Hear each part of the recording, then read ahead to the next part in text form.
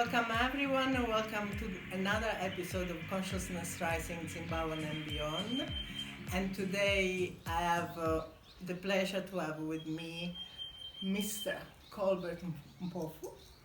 And we're gonna describe and we're gonna introduce him properly just now, but as you know by now, Consciousness Rising, we invite here people who are making a difference to their community. And so, Colbert, welcome, and I'm very pleased to have you on the show today. Colbert is a very polyhedric person. It's probably, at heart, he's an artist, and he's a musician. He plays piano, double bass, mbira, and other musical instruments. He's been the founder of Harare Chamber Orchestra, the musical festival. The music festival has been into education and development, and at the moment he is the headmaster at Barwick. The reason why I invited Colbert here is because he's working on a project that is called Beehive. Beehive is an offline e-learning portal for primary education. What is it? This is just a mouthful. So Colbert, welcome once again to the show, and please tell us what is this exciting project that you have. Thank you, Antonella. Yes. Thank you very much. Lovely to see you. Yes. Thank you for inviting me to this program. Yeah, you're welcome. Idea is the initiatives for the development of education in Africa. And it's a loose connection of innovators in education. And here in Zimbabwe, we came up with a project called the Beehive. And there is 4 of us involved in this. It's an idea that grew together from discussions with these 4 people. Initially, a young man called Nigel Chamiringa, who is a student at Harare Institute of Technology. Yes, student, we like that. It's new. And another new blood. Yes, new blood, yes. It's very young. He's about 23 years old. Okay. And then we had Kundai Mutamba, who's a graduate of the Harare Institute of Technology as well. And then there was myself, who happened to be a teacher, a headmaster at the same school with these guys, who were doing part-time work and junior master work at the school. And then there was Sarah Clutie, who was the trustee of the school where we worked. Okay. And this whole idea came about during COVID, where we had to set out online teaching and learning for our children. And despite our school being an independent school, high fee paying, we figured that only 60% of our children accessed our online classes through various platforms. We tried Zoom, we tried Google Classrooms, we ended up developing our own portal, Barwick Online. And we figured out that 40% could not access online lessons during COVID. Oh, wow.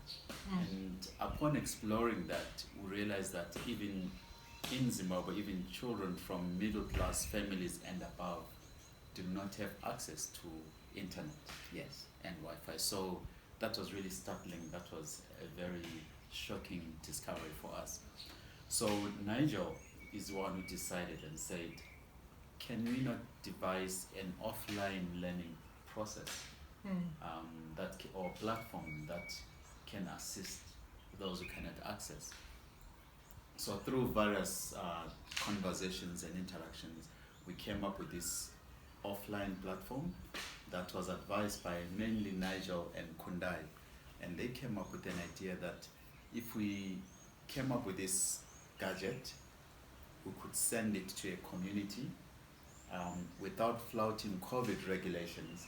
We could get the e-learning going on with those children who couldn't. But of course, our children were scattered all over. We couldn't do that. So we kept on developing the idea, and eventually we came up with an idea that, look, it shouldn't be for only Barwick children.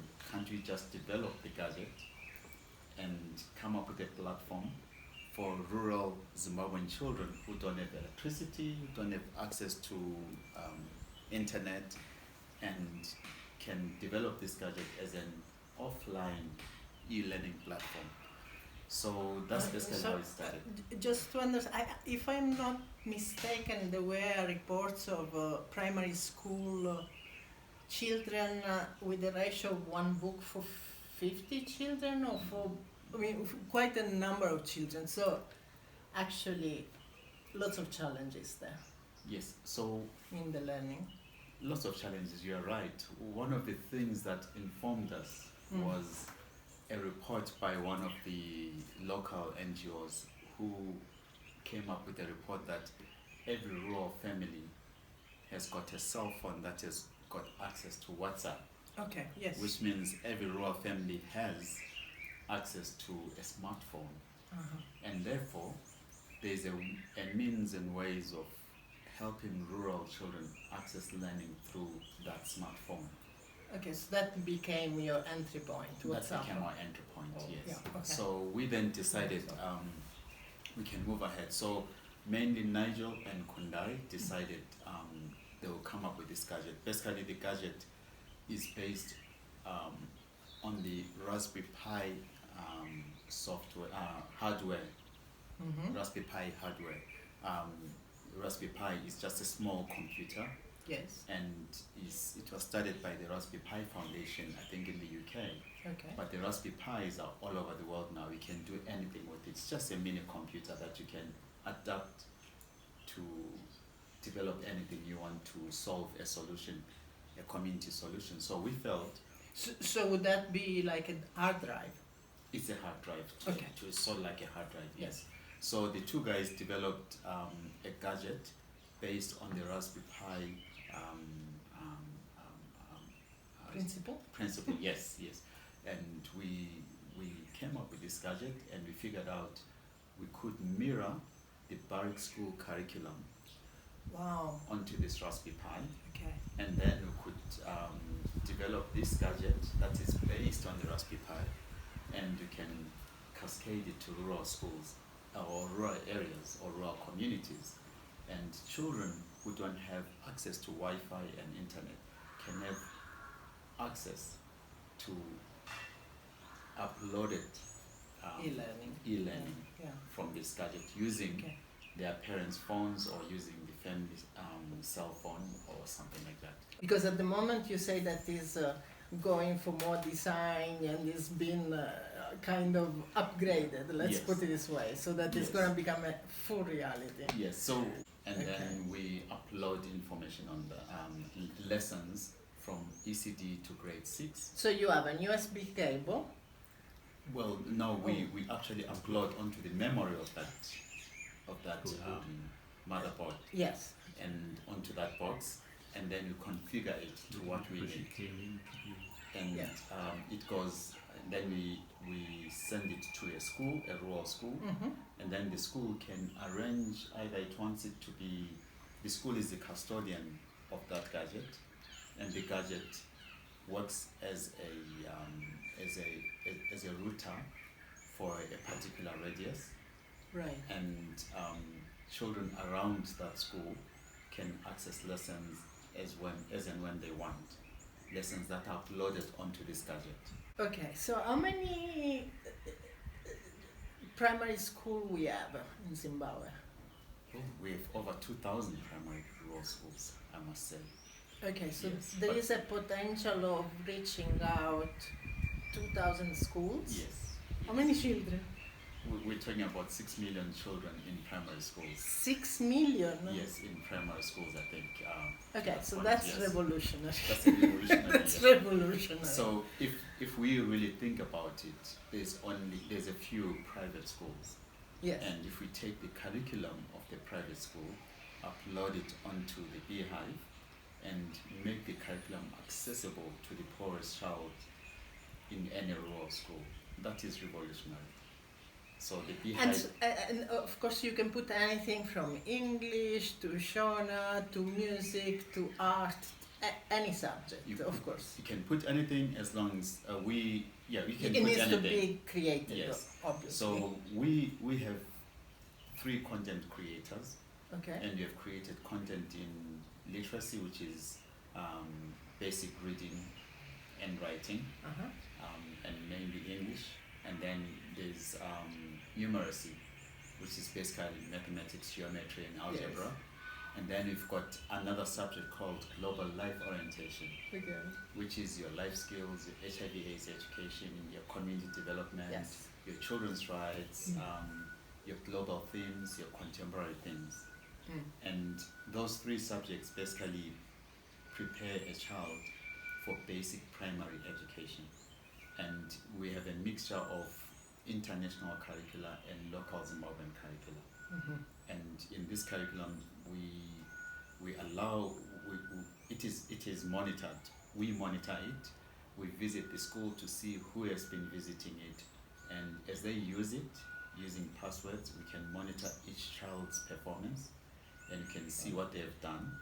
And then the teachers who are monitoring the usage of this device, of the Beehive, we communicate with them either by phone, or where there's no phone, we visit them, and then they give us feedback, and we can see who has been doing what and monitor their progress and give feedback.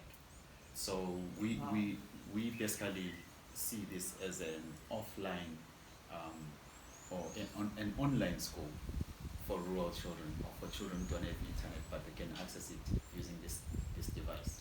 And so, but you need a smartphone. You can't be what in Zimbabwe we call it mbuzi. That is the old type of phone. Or you can do also with the mbuzi. You do need a smartphone. Okay. And in Zimbabwe there's all sorts of low-level smartphones. Yeah. As long as you can have WhatsApp in, As long as you can would access work. WhatsApp, Okay. Yes. which is what most families are communicating with their relatives. As long as you can have WhatsApp, then you can access the Beehive content. How long do you think is gonna take for it to become really established? Okay, so since last year September, it's taken us 3 years actually to develop this. Yes. And we are running a pilot program at the moment with 5 schools in Matabeleland North, Right. and we're hoping to run another pilot soon in schools on the other side of the Zambezi in southern Zambia. So we're working for this pilot that will end in September next year. Okay. We need to work with 10 schools, and then after that we hope we can be able to roll it out quite big publicly. Okay. What the costs are very minimal, in the sense that we only charge for accessing the content, and Okay. Our calculations at the moment is that it costs a child between $3 and $5 a school term Wow. to access Yeah. content, which is far less than the school fees that rural schools are charging. I think rural schools are charging an average of $10 to $15 a Per term. term. Okay. And we are working it out that it should be between $3 and $5 to be able to pay for the content creation more than the gadget itself. Yes. Yeah. Do you need to train the teacher to use this gizmo?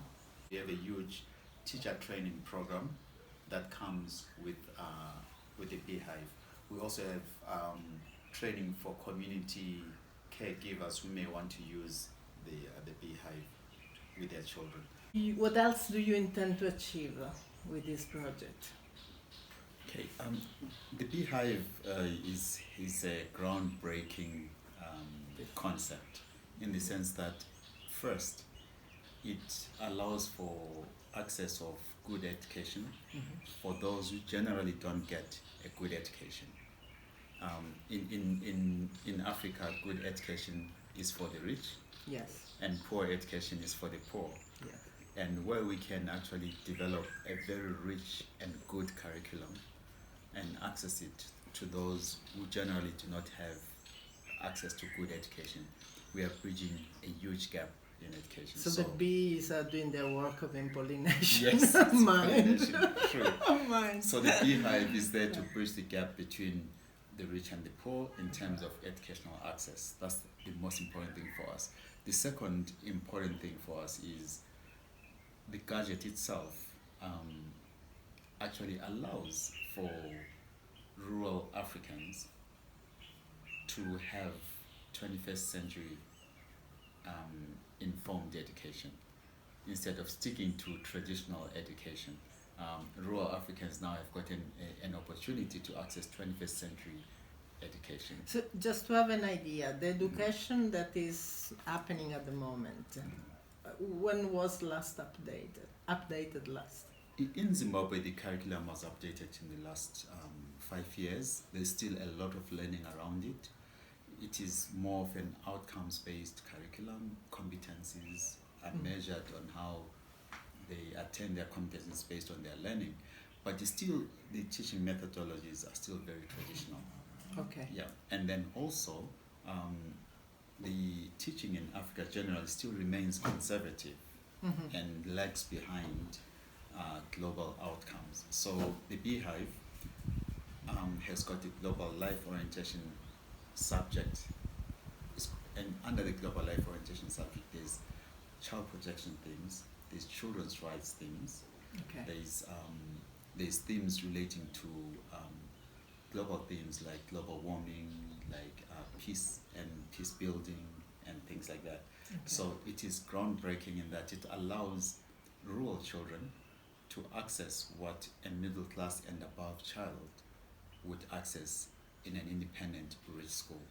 So, Okay. so the Beehive really is groundbreaking in that its content is very 21st century, yet at the same time, the Beehive allows for anybody, the rich, the poor, the middle class, everybody, a child from any of those classes to access the curriculum. So access. Access. It's about access. It's Equity. about having Equality, equity, and access to education. once this e-learning facility is already in the community, let's say the village, can be used also for other scopes. It can be expanded to be of use for other areas. For example, we've got some community entrepreneurs, social entrepreneurs, or NGOs, or community leaders who have asked us if we can create content for skills development for school leavers or for mothers, young mothers, or for community women development, etc. There is a scope to add on some content for the community as well. It can also grow into a community initiative or a community development tool to access information for the community. We've been approached by a few people who have said, can we explore that? So we are exploring that, and hopefully with other partners in those areas we'll be able to develop curriculum for particular communities. We have one community that has asked if we can find people who can develop content for skills development for rural people, both men and women, in a particular community, and we're exploring that. So it can be used in communities in addition to teaching and learning for primary schools. It can be used for other learning initiatives in any community. So it's really amazing the multidimensional levels that can reach. Wow! Thank you. So here we have an offline e-learning portal that can have access to 2,000 schools, a potential of 6 million children, all in primary school, as we said, and creating equality between rich schools or private schools and rural schools, where these schools generally are a bit neglected. Let's use the word neglected, for absence of funds. So this project of the Beehive has got really an amazing, it's a huge opportunity for growth of this country. And it can be replicated wherever it is. And also could become, we don't know at the moment, but could also reach secondary schools and so on. Can use it. Yeah, I mean, once the idea is there, it's replicable.